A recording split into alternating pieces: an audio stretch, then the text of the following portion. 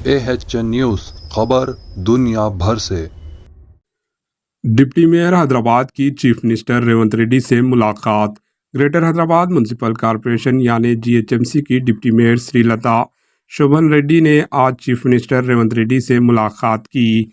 इनके साथ इनके शोहर शोभन रेड्डी भी थे। शोभन भी BRS के लीडर हैं। बताया जाता है कि कुछ अरसे से वो पार्टी से नाराज हैं। वो पार्टी की सरगर्मियों से दूरी अख्तियार किए हुए हैं।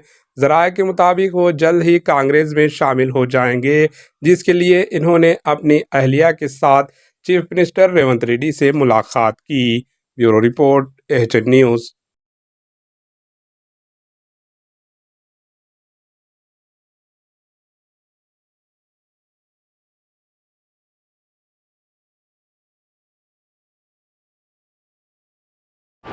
AHN न्यूज़ को लाइक करें, शेयर करें और सब्सक्राइब करना ना भूलें।